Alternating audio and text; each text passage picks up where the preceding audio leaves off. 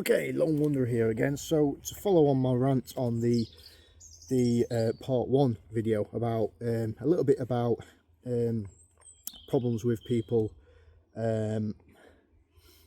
that's got opinions on wearing gloves and different carving techniques and things like that. So this is kind of a follow on, if you like, and little bit of knowledge for you as well is basically, when you have to do kind of power cuts, not so much whittling and carving, it's very rarely that they use these two strokes which I'm about to show you.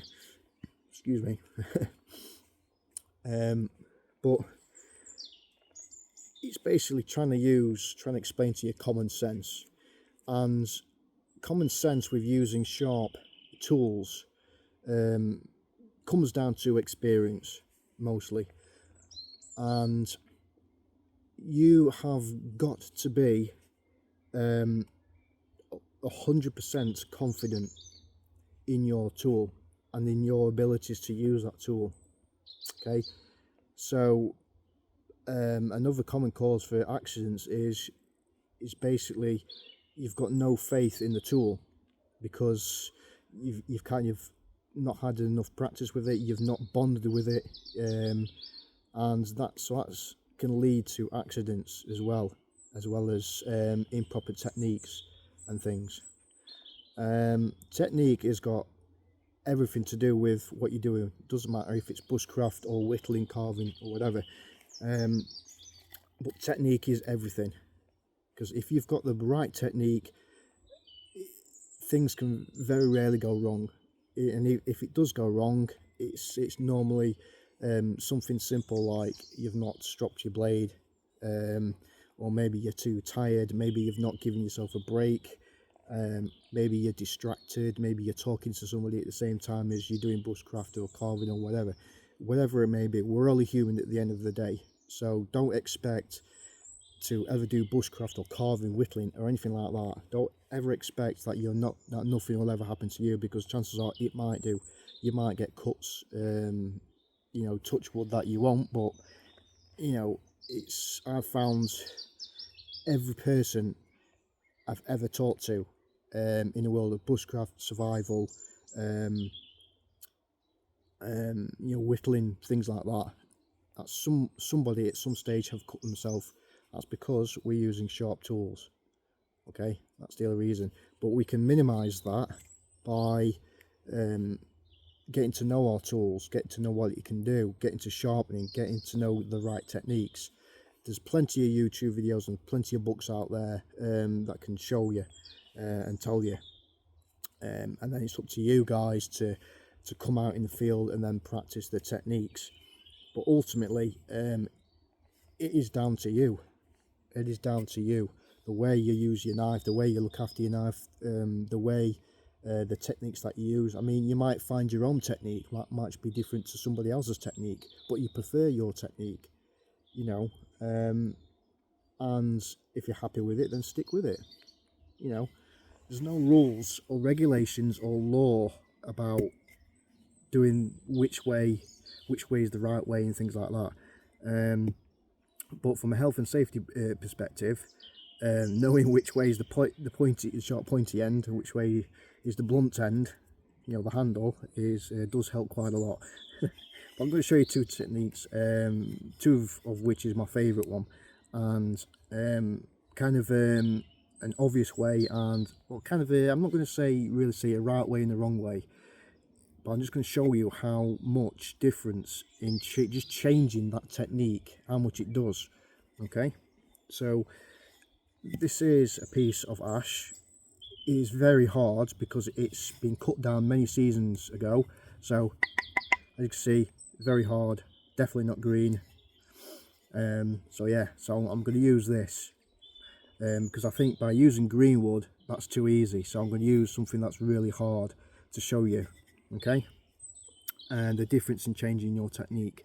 Okay, so let's just say I want to whittle this down a little bit, like this. So I'm not going to use that end, I'm going to use this end. I'm not going to make it easy for me as well, I'm going to make it harder. Now normally you choose a wood that is probably straight grained, it's not got any knots in it or anything like that, but I'm doing this for the purpose of this video. I don't advise doing what I'm doing, because normally you choose the best end, the other end like it is there. You wouldn't choose the end with all these knots. Normally that will go straight into the fire. But I'm just going to show you, for the purpose of the video, what difference in changing technique, even if it's got knots in it. Okay, hopefully the camera will be in focus. Okay, so if you want to whittle this down to something like this, obviously grab a sharp knife, make sure it is sharp, and there's a different few ways that you can do this. Okay, so the common way is obviously just whittle it down just like this. In my other video I basically said that the only cuts that I tend to do when my arms are out here is the power strokes, the power cuts, which I'll show you. Okay, now if you've got all day, you're not in a rush, you can whittle away like this. It's not a problem if that's what you want to do. But if it's raining, let's say you want to make a tent peg, then just by changing your technique with the knife, you can make sure that you remove a lot of materials in a very short space of time. But if you're not in a rush and you're quite happily just standing or sitting down and you just want to keep doing this, then that is entirely up to you, that is fine. But if you want to change your technique, like I said, I don't want to repeat myself, then what you can do is basically, there's a lot of science behind it. Okay, so you can just stand here like this and you can do this.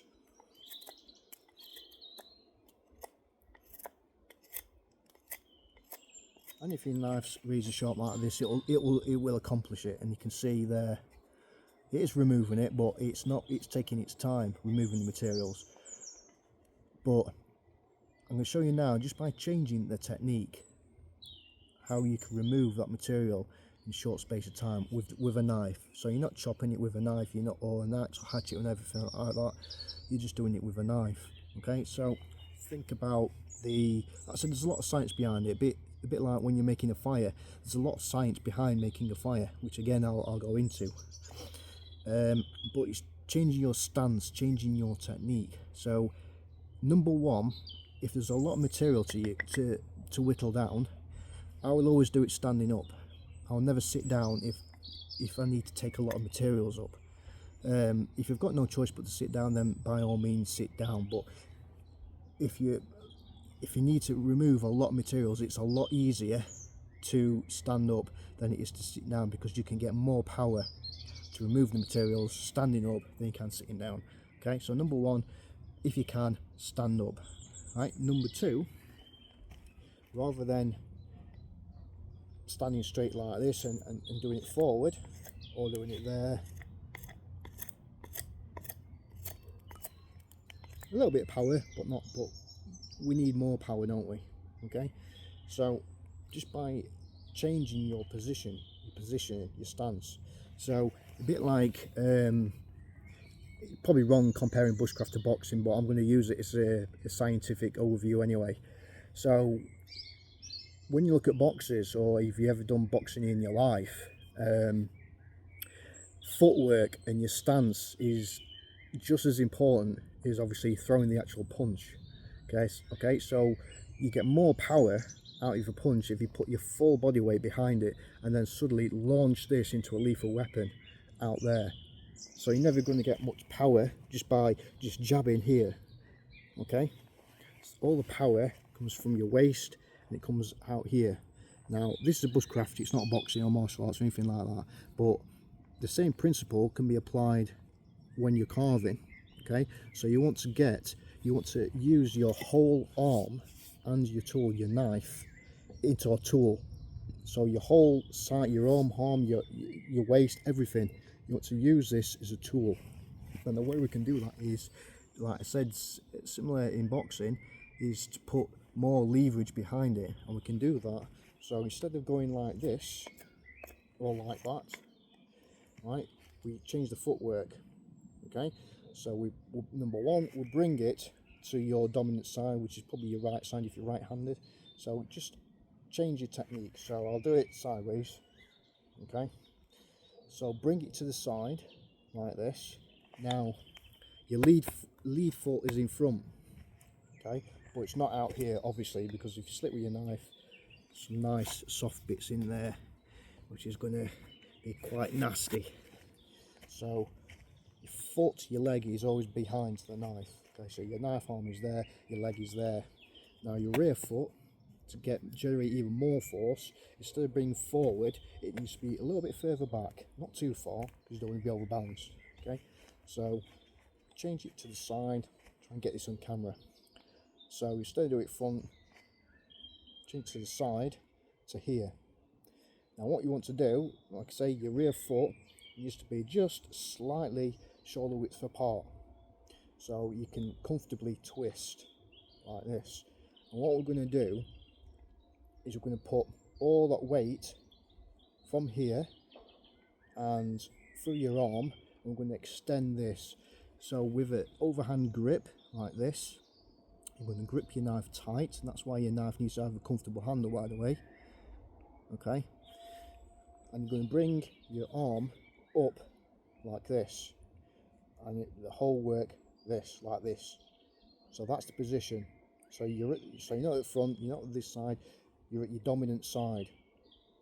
Okay, so if you're right-handed, it's going to be to the right-hand side, and you can find the right angle like this, and your arm is going to come just slightly up like this. What you're going to do is just one and extend it, okay? Because the more forward you go, the less power. So you want to keep it at the side like this.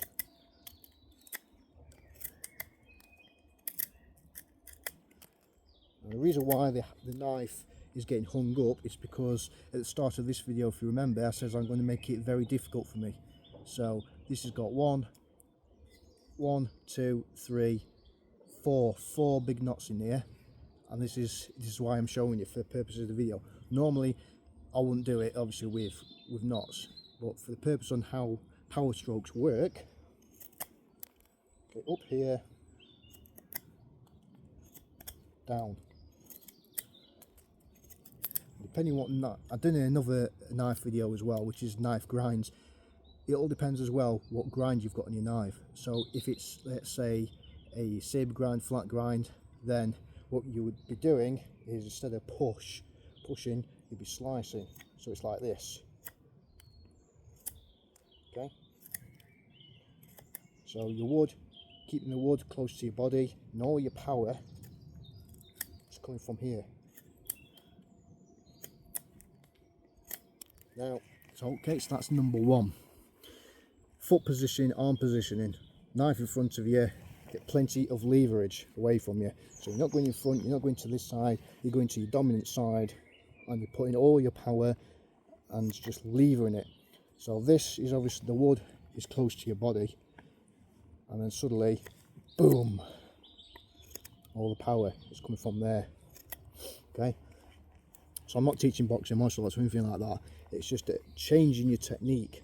Okay, now if you look at how rough that is when the knife is hung up on the knots, because these are quite big knots, but that doesn't concern me, because technique number two for power leverage cuts is what we call a chest lever. Now the chest lever is by far one of my favourites to do for removing large amounts of materials. Lots of people do this one, and I do that one occasionally as well, because it's nice and quick. But the chest lever, in my opinion, is unbeatable for removing materials. And again, I'm going to do it with this one, the same one I started with, because there's still knots on there. And again, I'm only showing you for the purposes of the video. That's why I'm choosing the ones with the knot side. Okay, so the chest lever. There is a right and wrong way to do this, depending on experience, depending on if you've been shown properly. Now, I can explain. So, when you're doing a chest lever, okay, the wood is kind of moving, and the knife is just stationary. Okay, so So if I just use this as an example, so when you're doing a chest lever, you're not doing this, okay? So this hand is not doing all the work, okay? So I have seen a lot of people just doing this, okay? That's, if that works for you, then that's fine, but the way the chest lever works is what it suggests. It's a lever. So a bit like when you're pumping iron in a gym, which I've not done for many years. Do you know the what they call the pec deck in the machine in the gym, when you're holding it like that and then just do that? Again, I don't train anymore, not trained for many years, but it's basically the same action, but only with just a slight modification. So what happens is your wood is obviously, your knife is in your dominant hand, your right hand, and you bring it up to chest level, okay? Now a lot of people just inhale and then exhale. I do it sometimes. Sometimes they say it's helped, sometimes it doesn't. I don't know. Just do whatever works for you. But the way I do it, the knife goes here, okay, and tucked in at the side like this, so it's not out there. The other way it comes out there is when you're actually doing the stroke. So sometimes your elbow does want to leave the side, but for the purpose for this, it wants to remain tucked in there until you actually do the stroke, and then it will come out a little bit, okay? So it's actually the wood that moves more than what the knife does, okay? So they kind of work in unison together, but mostly the most leverage actually comes from the wood. So you're actually pulling the wood backwards, and it's basically gliding across the end of the blade. So although in the video it looks like they're both moving, and in a way they are both moving, but most of the movement actually comes from your left hand, the hand that's holding the wood, and that's where you get that leverage from. So chest level, there's two ways you can do this. There's a underhand grip, so rather than steady that, go underhand and grip it like this, and you can bring it to chest level like this. Now if you're doing it like this, you've got no choice, but your elbow does slightly flare out, okay? And you move the wood like this. You see what happened there? So exhale. So it's a bit like when you're training in the gym, chest out, chest in, chest out, chest in. You get the picture. So that's basically it. Watch.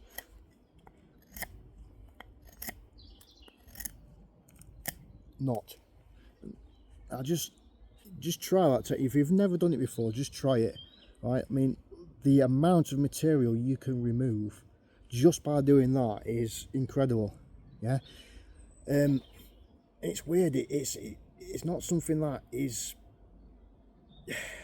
It's not something that is common. There's a lot of people on YouTube that do it, but I think there's more people that do this one rather than the chest lever. But just try it yourself. Whatever works for you. Try this one, just a forward lever, like I just experimented, and then a chest lever. So like I said, there's two ways of doing a chest lever. That's one. I must apologise if I'm talking fast. I don't even know why I'm talking fast, to be honest with you, but there we go. I think I'm just trying to rush the video a bit. Okay, so that's the number one technique with the chest lever. So underhand grip, make sure you have a strong grip. That's most important. Okay, and just if you hold it underhand grip, you've got no choice, but the elbow needs to be slightly flared. But all the power comes from you pulling this backwards, and then your chest comes into play. So it's like a bench press, if you like. Bench press. Oh. So you can see when I did that, this hand hardly moved. Okay, it only moved just a little bit if it gets hung up on the knots. Now if the knots weren't there, you know, it'd be like this side very quickly, and I'll show you the difference. Okay, but the second one, which is my favourite, is rather than doing an underhand grip, change your grip and put your thumb at the top. So your handle is there, and then your thumb is on the handle there. So it's like this. Okay, now sometimes if you've got a larger blade, I'll actually put my thumb on the blade away from the edge, so I'm not putting it there, and just resting it there. Okay, it just depends on the knife sometimes, but 9 times out of 10, if I'm using a small knife to do this, I'll put my thumb there on the handle. It's a lot safer that way. And basically you're doing the same thing, only this time if you look, my elbow, because it's not in this position, my elbow is actually further tucked in, and it actually generates slightly more power than being flared out, which I'll show you. So position number 2 is nice tight grip, and it's almost like a pinch grip at the top. It's exactly the same position, starting point here. So elbow tucked in a little bit further than before, rather than out here, because you've changed the grip so it's more comfortable. And then again, and these knots are massive, but you can still do it.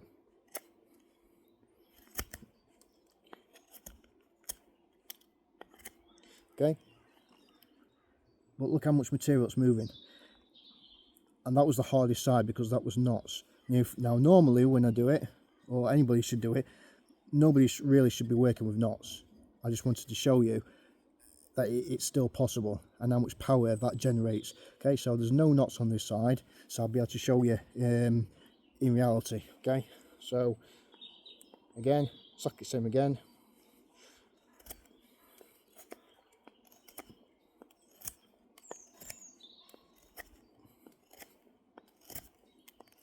If you notice,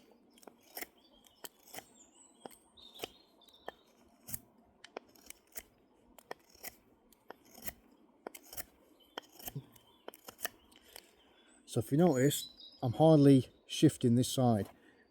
It's all from pulling. Okay, and if you put them both into play like this, so this moves probably about an inch or so. Okay, so what you're doing is this is pulling away, and as long as your knife remains sharp like this, so you're pulling, so your knife is stationary. And it's a bit similar to when you're doing feather sticks, when the knife is actually buried into a log and you actually so the knife's stationary, which again I think I've done a demonstration of, I can't remember, if not I'll do it. And when this is buried inside the log, you're moving the knife, moving the stick like this. Okay, so I'm just doing this in midair, but imagine this was in the log and then you're just moving the stick across there. It's exactly the same as that. Okay, so again, you could do either the first one, the underhand grip, which is not a personal favourite of mine. I prefer the second method, but same way.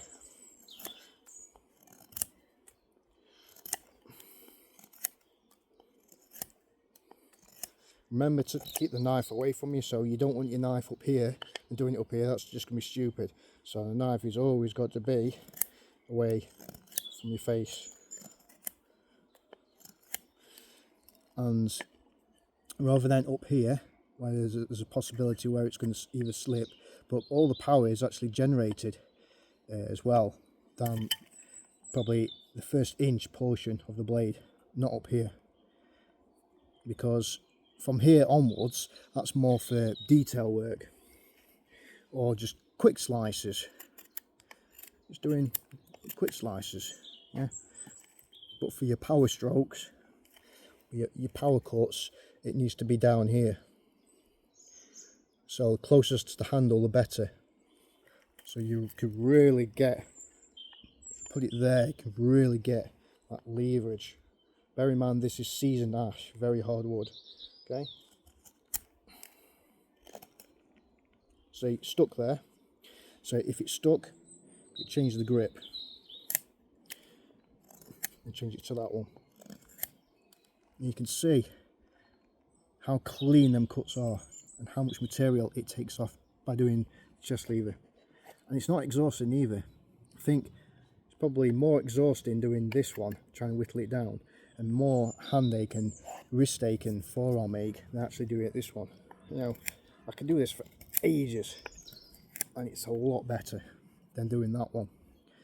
So there we go, folks. There's two cuts for you there to follow on to my part 1 video, which I had a bit of a moan and a bit of rant about the bushcraft group.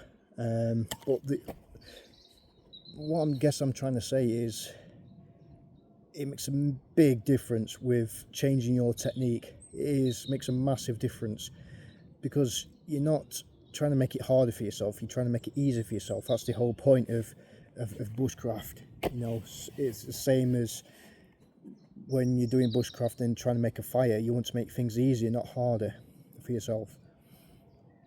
And obviously I'm simple-minded anyway. I like to keep things simple, so you know, if there's an easy way out, then I'll always choose the easy way out. You know, why would I choose the hard way out? It just doesn't make sense. So yeah, so just by changing your technique, you can accomplish, you know, big demanding tasks like that a lot quicker, I think, in my opinion. Especially, which is what there's probably about an 1.5 inch thickness, seasoned ash, and that's how much materials from a little knife like that can remove just by changing your technique. So yeah, that's just a follow-up video from part 1. Nothing major, a bit of bushcraft for you. I'm trying to keep things as simple for you as possible and just introduce a little bit of bushcraft for you, a little bit of techniques and things like that, rather than just showing you reviews all the time. I'm trying to keep it as much bushcrafty as I can, really. So thanks for watching, and again, I love reading your comments. So if you don't agree with anything I've said at all, just put it down at the bottom. You know, I'm not going to argue over it. If your opinion, everybody's entitled to an opinion. If you don't like anything else said, then just say so. You know, it's each to their own. You know, it's you know, if you've got a different technique to me, then by all means share it, tell me, or do a video yourself. And you know, I just do what I know. I just do what's comfortable for me. Even my methods might not be comfortable for you. It just depends. But yeah, so for people who's been following my channel, that's fine. I tend to be a little bit opinionated on things sometimes, and I tend to question a lot of motives behind people's methods. I mean, for people who know me well, they know I've got ADHD, so I tend to question things quite a lot. I research quite a things as well. I don't agree with a lot of things that people do sometimes, but I'll always give a reason why I don't agree with it. I don't just say, you know, I don't agree with it. I'll always say I don't agree with it because this, that and the other, because I do it different, you know. But nobody's ever going to be the same as me. Everybody has different ways and methods of doing things, and as I keep saying, it is literally each to their own. You know, I'm not speaking the gospel truth. I'm not saying you've got to do it this way, this is the only way, but it's not the only way. If you find your way and it's happy, you keep doing what you're doing, or even do a video about it. You know, show me. I want to you know, share with me your knowledge. You know, I'm always hungry for knowledge, so you share with me your technique, and maybe I like your technique, and you know, more than I like my technique, and I'll try your technique, and if it doesn't work, I'll say it doesn't work, and I'll carry on doing my techniques. So it's each to their own. You know, pardon my French, but I don't like just giving you bullshit. You know, I tend to say it as it is. If I don't agree with it, I'll say I don't agree with it. Again, it's each to their own. But anyway, don't go into ADHD overdrive. I'm sure you got better things to do than to watch my ranting my videos. But like I say, I don't do it for subscribers. I'm just trying to put my word across and trying to help people out with problems like myself. But anyway, half an hour now, so I'm going to clip off there. So enjoy the rest of your day, and thanks for watching.